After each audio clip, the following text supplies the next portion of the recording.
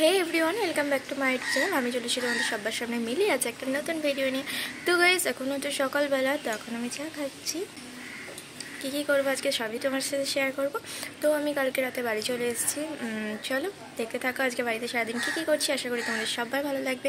আর তোমরা যারা যারা এখন আমার চ্যানেলটা সাবস্ক্রাইব করনি তারা অবশ্যই সাবস্ক্রাইব করে দিও। এই গাইস, তো ফাইনালি আমার স্নান হয়ে গেছে। তো অনেকক্ষণ বাদ এলাম। তো এতক্ষণ রান্না করছিলাম ওই সকালে খাবার জন্য, তো ব্রেকফাস্টের জন্য অনেক কিছু করেছিলাম।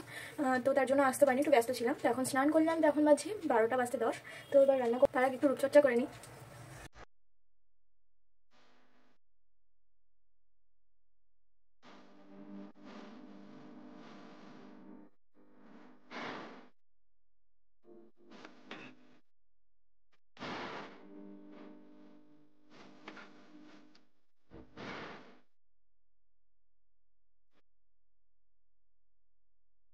তো বন্ধুরা, আমি স্নান টান করে চলে এসেছি। এখন আমি আলু ভাজছি, কারণ আজকে হবে চিকেন। তো কালকে অনেকটা চিকেন এনেছিল, তাই একটুখানি বেঁচেছিল, আর সেটা আজকে লাঞ্চে করে নিচ্ছি। তো চলো আজকে চিকেন রান্নাটা দেখে নাও যে কেমন করছি। কালারটা দেখো, জাস্ট ওয়াও। তো আজকে চিকেন হয়েছে, আর এই যে পেঁয়াজ কলি পোস্ত যেটাকে বলে, আর এখানে আছে ধনেপাতার চাটনি। আর ধনেপাতার চাটনি কালারটা তো সেরা সেরা এসেছিল। তো যাই হোক, চলো। তো এখন খাওয়া দাওয়ার পর্ব শেষ। এখন আমি খাচ্ছি দই, কারণ বর অফিস থেকে আসার সময় আমার জন্য দইটা আনতে কখনোই ভোলে না।